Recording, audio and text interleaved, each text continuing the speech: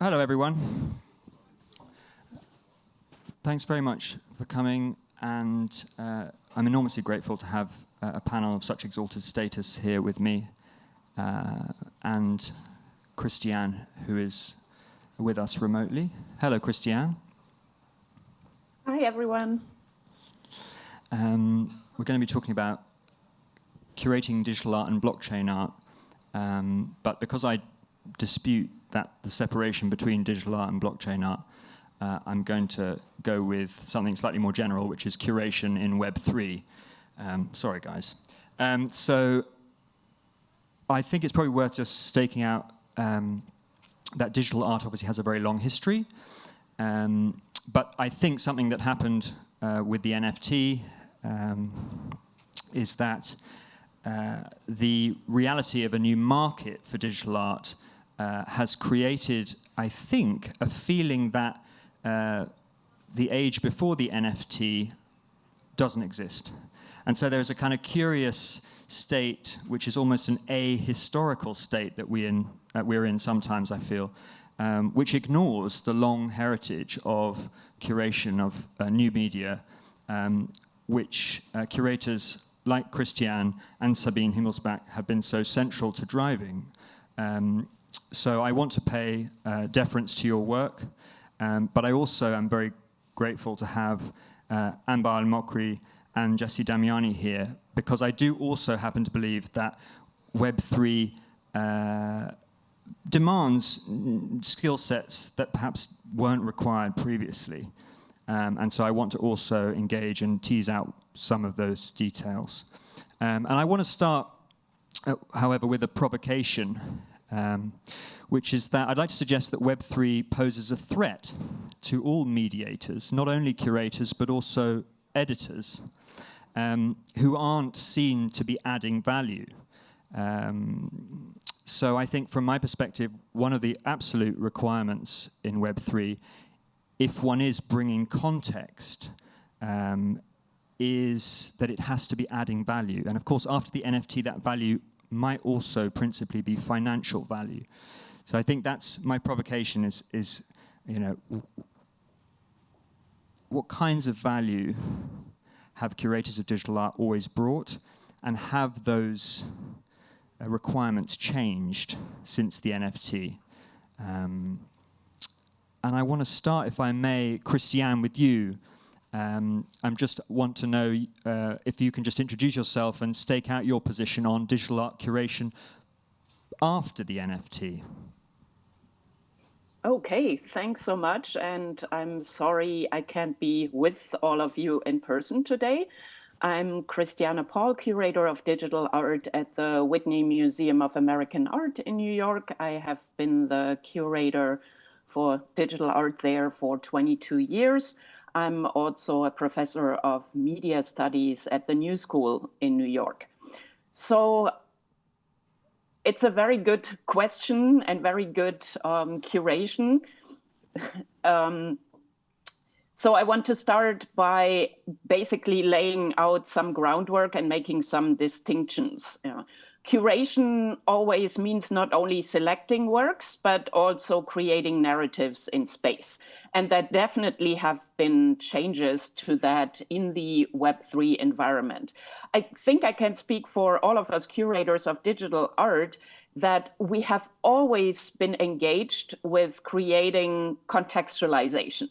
So contextualizing digital art has always been a huge challenge for us within the fine arts world per se, and something we have been doing for a long time. Granted, Web3 and NFTs really heighten the stakes when it comes to that. We once again have to remind people that digital art has a 60-year-long history, that it consists of much, much more than JPEGs and little animated clips, etc.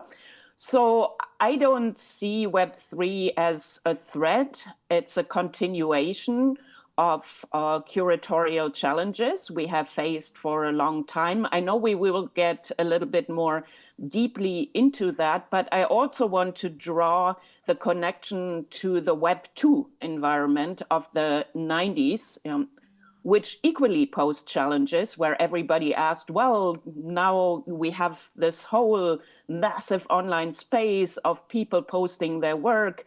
Where's value here? How do you assess that kind of value? And Web 2 was a way more fluctuating environment than Web 3, which has fairly static framework in the blockchain. A lot to be said for that. So good thing about Web 3, I would say, is that it has brought more attention to digital art per se through the financialization. Downside being that many people misunderstand what digital art actually is and means, and we have to provide that contextualization. That's just as a brief start. Perfect, thank you so much. Sabine, I'll ask the same question of you. Can you stake out your position on curating new media after the NFT? And I wonder, just based on what Christiane's been saying, whether anything fundamental has changed with the financialization of digital art. No, I totally agree with what Christiane just said. I remember being involved as producer and co-curator of the show called Net Condition in 1999, which was a big exhibition at the CKM Center for Art and Media in Karlsruhe, and a show that brought net art into the museum. And I remember how it was very critically reflected. Some artists were showing up and saying, now net art is dead because it's ending up in the museum, and it actually set out to leave the museum behind. And I see, there's also a lot of talk about the curators as gatekeepers, and I see it from a very different perspective, because I see myself as a facilitator, as Christiane said, to put a red thread and navigate that space that is out there, and maybe highlight things that are interesting. And then, of course, also at HEK, House of Electronic Arts, that I'm directing in Basel, Switzerland, to make the audience understand what they are seeing. Today we also talked about generative art. And sometimes the visitors in the space, they don't understand. They think that they are seeing a video. And so very much we as curators are contextualizing and are really facilitating and helping people to understand actually what they are seeing. And now with the Web3 space, I think it's, for me, it kept the same. Since a couple of years, we are commissioning works that are not played out in the physical space in Basel, but on our socials, on our website. And now we integrate the Web3 projects that we are facilitating. For example, 2 NFTs that we have bought for our collection are now together with early works of net art in a virtual exhibition space that is actually based on the programming of Constant Dullard and his concept of the common garden, which is also a social space. And so again, we try to make the narrative from early net art, also the critiques and the hopes of the early web that were addressed in these works, and to see what Web3 is doing and how we are interacting there. Thank you. I want to bring in Amber from Refraction DAO, which, so far as I understand it, seems to me to encapsulate the principles of Web3 curation. I'm just listing what I've read. The DAO reinvests resources within the structure for new projects. It operates online and IRL. It is a global network designed to support underserved creator communities. So I'd love to hear your perspective as what I would call a natively Web3 curator. Thank you. Hi, everyone. I'm Amber. So Refraction DAO organizes events. We do drops as well. And for us, curation is really at the core of our activities. And I think what Web3 allows is this fluidity between just curators before, but now artists can curate, writers can curate, and this fluidity is very important in bringing new types of experiences, might they be online or IRL. And you mentioned the program that we have. I think Web3 allows more diversity and inclusivity, or at least if you go and look for it, and that's why we try to do at Refraction. Perfect, thank you. Jesse Damiani, you are responsible for curating maybe the first physical show of work, crypto art. To be honest, I want to start there and just hear how you got your head around doing that, because there are a lot of firsts in this space, but that's quite an important first as far as curation is concerned. Yeah, so with that show, it was the first retrospective specifically around NFTs in a museum context. And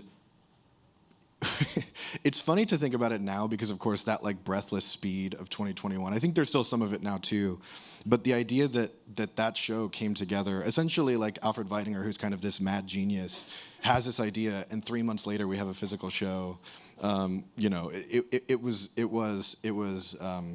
the velocity, it's kind of like the form was the function and vice versa. But with NFTs in particular, it leaned heavily into crypto art because the social movement and the social idea of NFTs inevitably grew out of crypto art, though I do distinguish those things. But so when thinking about how do you put together a retrospective for something that most people just found out about, that by its oldest measurement at that time was 7 years old, and that is a technology that hammocks art and any other type of collectible or digital object. So, and also acknowledging that whatever I do, I have to treat as a sort of something I'm offering up into this sort of historical record, but it would be foolhardy to assume that it's even a fraction of the actual history that deserves to be on display in a context like that. Both that I could have found at that time and things that I couldn't have even known to find, because we're watching the ways that, with what Judy Mam is doing, historical NFTs are sort of starting to emerge from the shadows anyway. So I preface all that to say the tack that I took and the sort of context that I wanted to provide was, okay, rather than looking at NFTs as a technology and sort of really hammering what they do, I want to take a look, what they are, I want to take a look at what they do. And what are the threads historically that reference NFTs before NFTs were a technology? So that's why we sort of vectored back to Herbert Franke and sort of invoking computer art. And that's why we vectored back to Lynn Hirschman-Leeson and ideas of cyborg identities and sort of being able to represent oneself in a quasi-commercial context as a brand. So things like that, Namjoon Paik and thinking about this era of ubiquitous connectivity, all of those pieces are part of the puzzle, even though we wouldn't normally situate that in historical context for NFTs if we were just looking at what the NFTs do as a technology. And so then kind of moving through the chapters, it became a question of, okay, well, what are the signposts that I think then offer up a conversation? Again, not trying to say other people have to adopt these chapters, but how do we situate what was happening that involves art, but also involves people who would never identify as artists? And so the signposts that I kind of drew there were the Bitcoin white paper and the immediate wave of interest among artists in the immediate aftermath of the Bitcoin white paper. And then following that was the rise of the marketplaces. So the fact that we had, NFT marketplaces popping up in such a way that we see this movement from more kind of edge-based and sort of experimental practices in crypto art toward streamlining into a containable, like as Cristiano was saying, JPEGs and loops. So you have the marketplaces that really sort of create that function. And then the metaverse obviously became this huge conversation. So for the final chapter, what we gestured out to is there's stuff happening now that's gesturing about something that's coming, which is artists that are sort of thinking about what it means to be in this metaversal context that I include augmented reality in. I know that that's a controversial thing, but thinking about folks who are wanting to make sense of what's coming with as we become an increasingly digital species, and what's the role of the artist in that. So that was the sort of big, broad strokes, and inevitably, if I curated that today, I would include, as I said, like 10 times more than what I was even able to include at the time. But connected to the metaverse piece, the final thing I'll say is, the other way in which Alfred, I think, was really visionary in that moment is he wanted to have an actual expression in the metaverse. And so there's actually a digital Francisco Carolinum in CryptoVoxels. And what a lot of people don't realize when you first say that is that it actually has the time sensitivity of a physical exhibition because it is on the Ethereum blockchain. And so while that exhibition was up, you had to go see it, and when it came down, it was down. And there was you can't just sort of like drag and drop and copy paste and put that somewhere else. And so that was where we were able to also include a lot of NFTs so that we could make a lot more space in the museum for the physical work that really does take up a lot of the space, and then put the more digital native work. There was digital native work in the museum, but of course we then had another 50 or so pieces that we were able to display in the physical museum, and we also had portals into that digital Francisco Carolinum on site through machines throughout the space. So, long answer. Sorry. No, that's great. It's extremely helpful to have an introduction. And I think, if I may, one of the continuities between what you and Anbar speak about in Web3 is, if not the birth, then certainly the growth of a hybrid creator. Not only that, the development of increasingly hybrid museological practices. And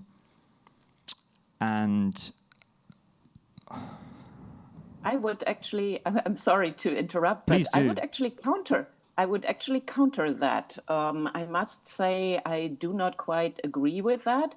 I think that hybridity has existed before. Web 2 equally saw many writers and artists as curators. It was basically the same dialogue surrounding those practices.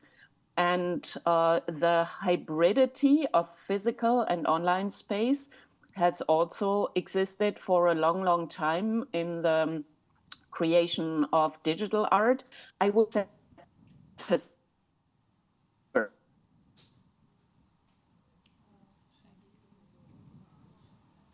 they have all, with the advent of what is called post-digital, post-internet, which was a return to materiality, so works deeply informed and created through digital technologies, but often taking physical form. So that was, I think, a major shift in this dialogue between online and offline spaces. So once again, I think we're talking about fundamental conditions that have existed for decades, but a pronounced shift in them through all of what Anbar and Jesse outlined. Sabine, would you like to come in there? Yes, I agree. I mean, I have worked with digital arts since the mid-90s. And again, it always was also the, how to bring these works into the physical space. For example, the net art show that I mentioned, is it okay to do that? And then of course there were several works that have been hybrid in a way that they had physical elements and web elements attached to them.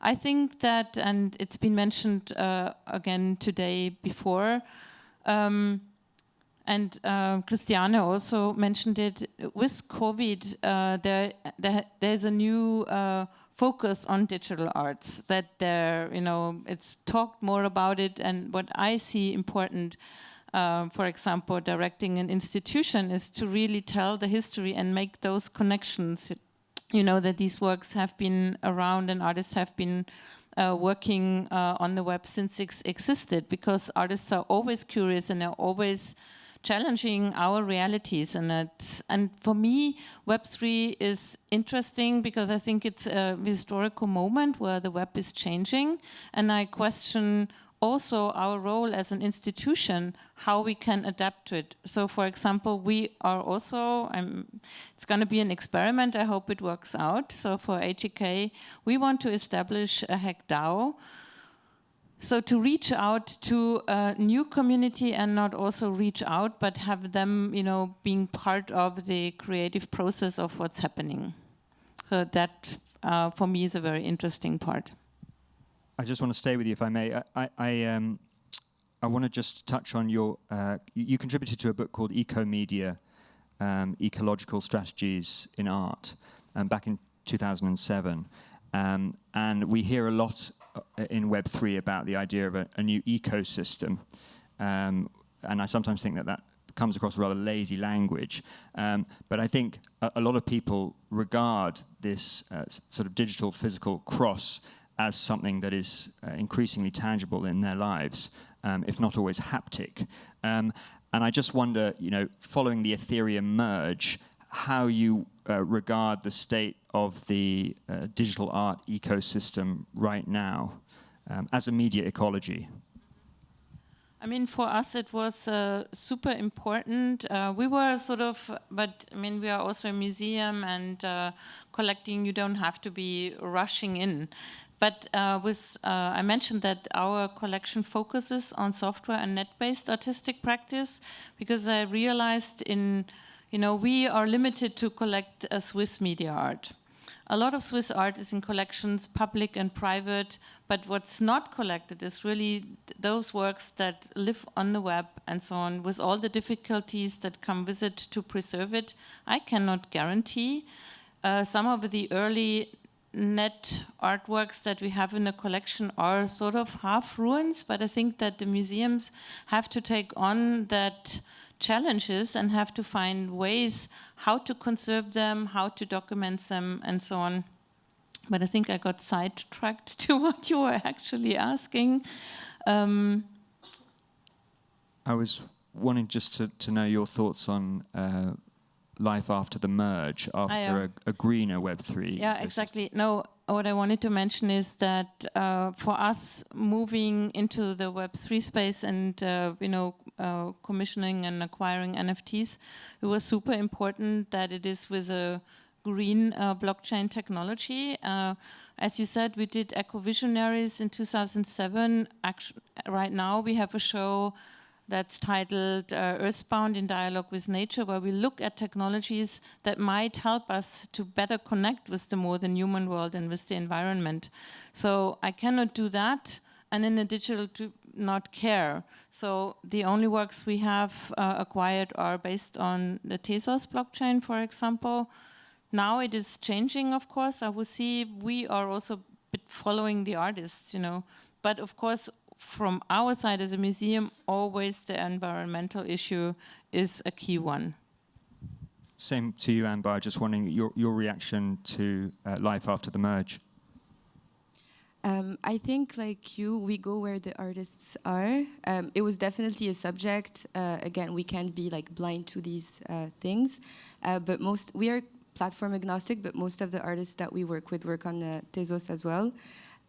We looked at the merge super closely, and we'll wait to see what happens. But for sure, it is a huge subject for us and the future generations as well. Do you have any thoughts, Jesse? The one thing I'll add is I just think after the merge, I actually think things get much more interesting, because we're no longer dealing with the 600-pound gorilla of the carbon question with blockchain, and it opens up to what are the relative competitive advantages among the leading blockchains on which you can mint NFTs. And I now think it's a much more equitable in a broad sense. Not obviously, there's still many problems in blockchain from a financial standpoint, but it's much more equitable in the sense that because that question was such a conversation ender, it disallowed people to kind of look into some of the other considerations, and I'm optimistic that in the aftermath, that will be more what artists are taking a look at when they're choosing to mint work or not. I mean, one of the things that struck me this year in not the first, but the latest crypto crash has been it's offered a chance for, dare I say, folks like us to show the value that we can bring whether that's in providing context, situating complex practices in historical continuum. And I just want to ask, perhaps Christiane, you can come here, whether you feel anything differently this year after the hype has died down, at a time when we're still here. You know, we're still working and we're still trying to build narratives that consider the NFT as more than a financial vehicle. Absolutely. As many other curators, I've actually been waiting for the crash, and many of us saw it as unavoidable. And it really hasn't changed artistic practice per se, because the people invested in this space are invested in it not because they want to make some fast money, but because they love the medium and are attracted to that. And I think the crash has brought a lot more attention to artists really using the blockchain and NFTs as a medium, rather than just hanging JPEGs on it, but really exploring the space and what you can do with the space, what it has to offer. And people seem to pay more attention to that overall. I also found it very interesting that generative art has received so much more attention through the blockchain. It has generated a whole new discussion surrounding that area of practice. And of course, that area of practice is literally centuries old, and generative art has played a major role in software art over the decades. But I think NFTs have brought a lot of attention to it again. And that is the kind of value that we see addressed a lot more after the crash. Thank you. I want to stay with you, if I may. Christiane, you wrote a wonderful book, New Media in the White Cube and Beyond, and in which you introduced the concept of new media as a forum which evades definitions. And of course, from a personal perspective, I'm very, very interested in how we choose to define things and how we categorize things. You also reimagined, in my view, you reimagined the curator as a producer, interpreter, and to quote Sabine, a facilitator of the public's participation in media works. I have to say, one thing I do feel has changed recently is an increasing rejection of digital art and art in general as an anthropocentric phenomenon.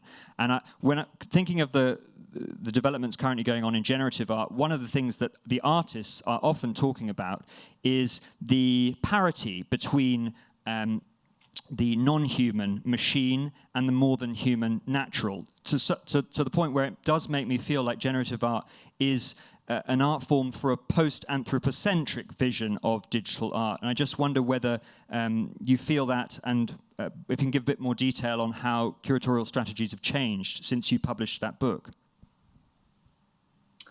Well, I absolutely agree with you in terms of the emphasis on the post-anthropocentric. And I think that is also brought about by AI in general. Putting that into perspective, people, theorists, artists such as Alex McLean and others would have argued in the 90s, there is no such thing as randomness in programming or as the machine having control, because we're still setting the parameters to start off. And that is still very much true, even if you look at AI and the data sets it's being trained on.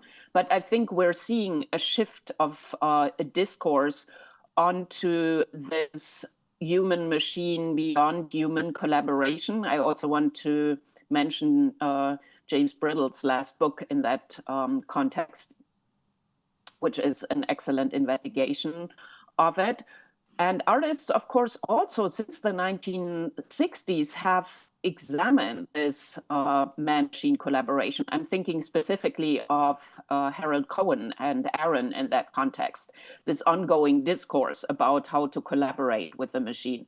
And so I believe that in terms of your question, there definitely is a shift of emphasis and a renewed investigation of how this human-machine collaboration plays out, which I find very interesting. So I would say not a complete change in curatorial approaches, etc., but a renewed dialogue about how these constellations play out. Thank you very much. Sabine, I want to also bring you in here and just to hear your thoughts on that, whether you've seen a shift in approaches. I mean, I agree with the impact of AI. We did a show in 2018, one of the first AI and artists kind of collaborations and using it as a creative tool. And since then, I think we had not one show where we didn't have an artwork that was using AI. And I mean, it poses the questions, right? I mean, technologies are not neutral, never.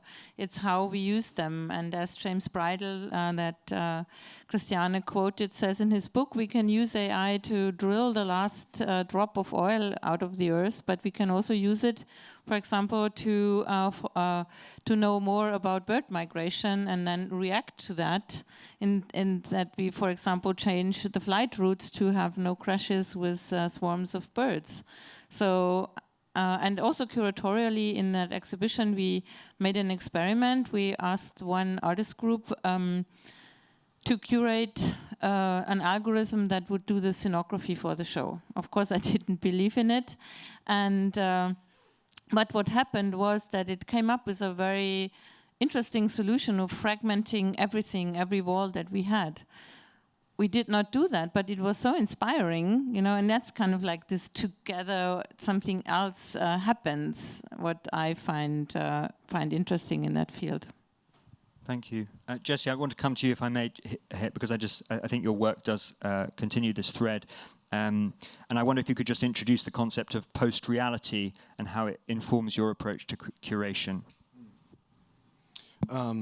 So I use this term post-reality as a means of referencing not just the ways in which, like oftentimes when people hear post-reality, what they think of is the ways in which synthetic media, so like deepfakes, are used to, or disinformation ecosystems and sort of social media are used to attack a notion of a sort of monolithic truth.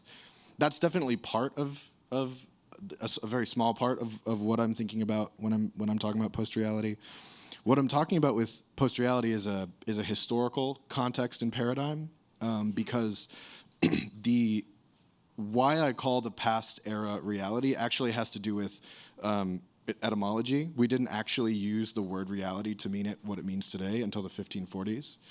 And that comes on the back of the things that we associate with modernity, but that comprises things that we now call the Enlightenment, the Scientific Revolution, and culminating in the Industrial Revolution and the wave of colonialization that sort of spread from this sort of reality context. And so what that puts forward is this idea that there is a single monolithic reality. And of course, there are people who are more valuable within that monolithic reality. And we think of the steam engine as this symbolic object that sort of precipitates the either the beginning or the end, or the beginning of the end, depending on how, like, where we're situating historically. So when I'm talking about post-reality, I'm kind of viewing the computer in a similar light, which is that it's this convergent object that isn't the sum of everything, but symbolizes the ways in which the inability to any longer put forward a monolithic reality. That now we've created these communication tools that start with mass broadcast, but ultimately get to a point where any individual from an existential risk scenario sort of thinking, a game theoretic scenario, any individual person now has a far greater capacity to create or destroy reality than ever before in history, unless you are a very particular person in that past context. So when I'm thinking about that and the ways that artists are sort of in a context of post-reality, much of what comes up actually is James Bridle's work in sort of thinking about planetary intelligence and how do we use our tools to essentially undo, to decenter ourselves while still remaining stewards. Because there is this, and it's this dynamic in decentralization as well. You can't immediately jump to full decentralization and expect that to work necessarily. Versus creating a context where we begin to realize through this multiplicity of narrative that's emerging all over the globe from both humans and non-humans, the ways in which we can facilitate this better world that's a regenerative world that sort of taps into all these buzzwords. But I think core to that actually is another post, and I use these words almost like Trojan horses to some better idea where we don't use post anymore. But the way that the post-growth discourse is really beginning to take off. I think that core to what we face is we actually need to create the incentives to live in a context where growth and what comes with growth is extraction are not the principal means by which value is expressed. If we can arrive at that scenario, we might stand a chance of continuing to inhabit this planet in 100 years. So that being the case, there are all these different ways in which artists are expressing those realities that are in some ways below the surface or sort of hard or sort of inscrutable. But when I sense that, that's where I start to get really excited. And so I kind of intuitively follow that.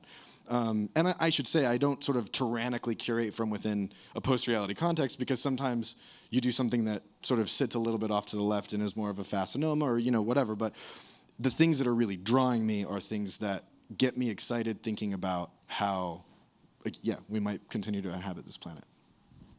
I think I'm grateful for your answer, because I think, very conscious of Christiane and Sabine, in particular, your work over such a long period in driving this discourse. I think the reason that I am personally preoccupied with Web3 curation is partly because I feel that we're still at the relatively early stage of a new tech paradigm. And of course, based on what Jesse said, of course, every new tech paradigm seems to offer solutions to old problems, but of course, in many respects, often is weaponized to reiterate old hierarchical, neo-colonial, neoliberal structures. So I'm particularly preoccupied right now because I feel like there is an opportunity to kind of wrest control of this set of technologies. And when I'm talking about technologies in Web3, I'm principally thinking of the blockchain, NFTs, and smart contracts, which sort of threaten to automate the future based on the present, as far as I'm concerned. So I have a lot of fear about the potential impact of these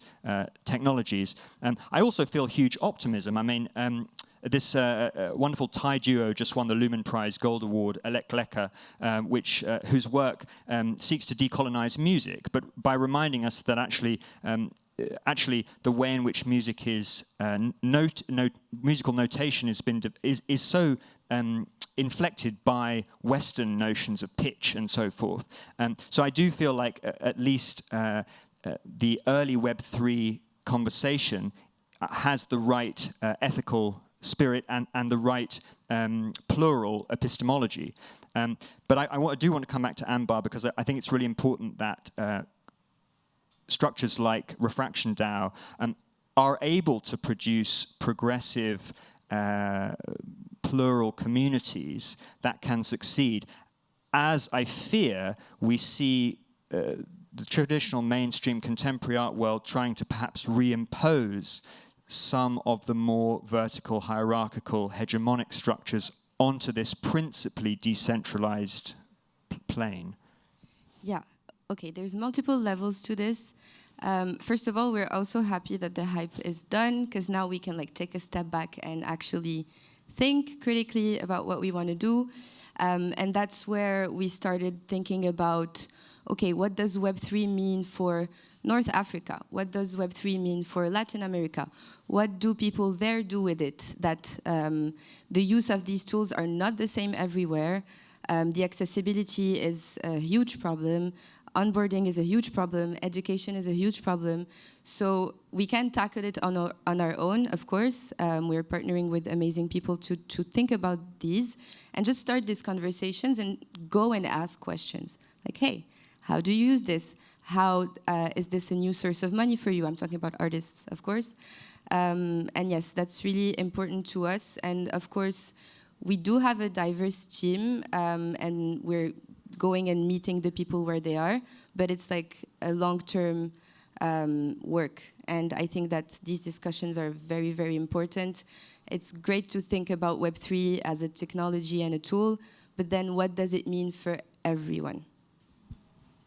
Sabine, I wonder if I can ask from your perspective, from within an institution, how a potentially progressive and inclusive frame might be emerging, or what it needs to reject in order to emerge.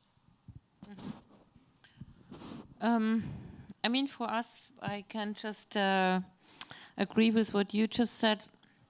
For us as a museum, it's also important to help people onboarding and to help understand. You know, it's a bit more complex than just using a browser. And we always say, like, everybody knows it, but the reality, it's not. People are really shying away, and then we try to really have offerings for a larger public to get involved. Not that we want to push it, but just for them to can decide, you know, if they want to be part of these new ecosystems. And I think that is important, because I believe, you know, something new is developing, and it's open what it will be. And I think as cultural institutions, we should take the chance to co-shape it. You know, I think that's a challenge and a chance that we have at the moment. Thank you.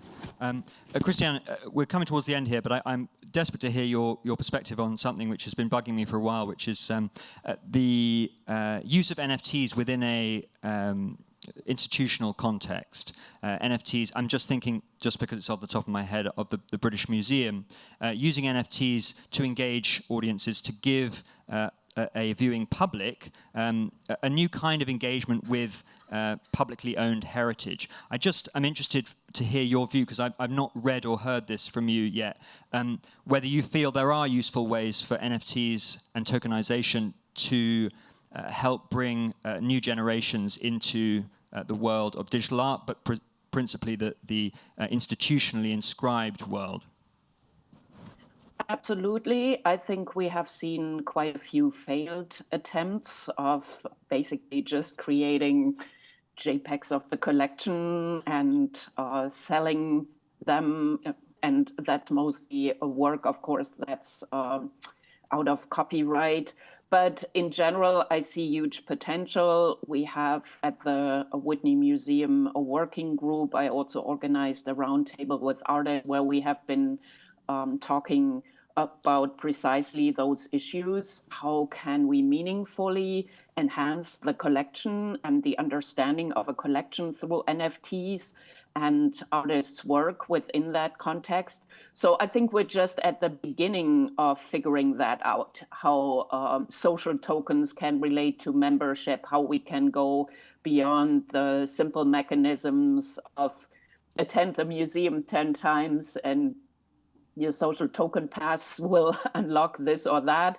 So once again, I see huge potential. I would also, coming back to your previous question, say that with every new technology, we have high hopes for decentralization. That was the case with video. That was the case with the web. That is the case for Web3. And we always have to make sure to resist the corporate hype and to find structures that really allow for that decentralization.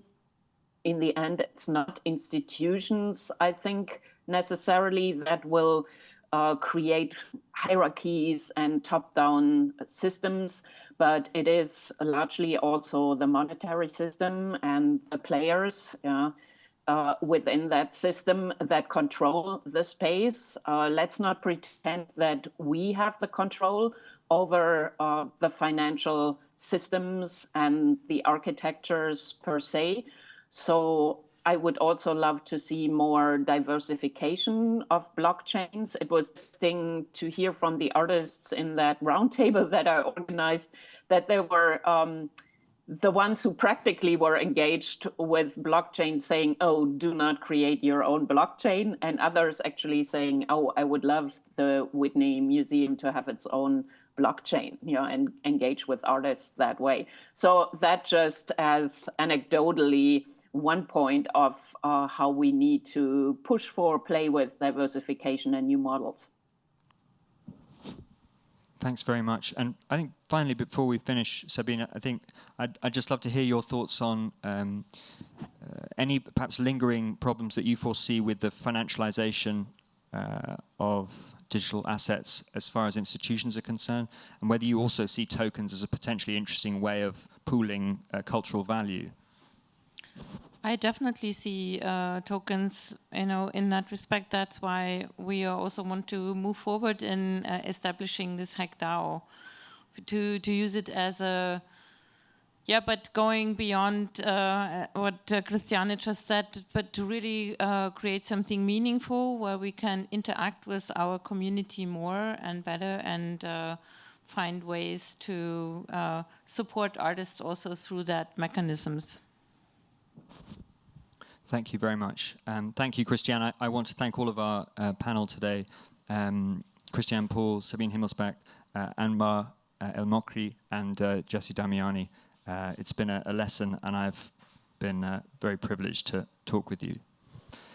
And thank you all. Thank you. Thanks so much to everyone.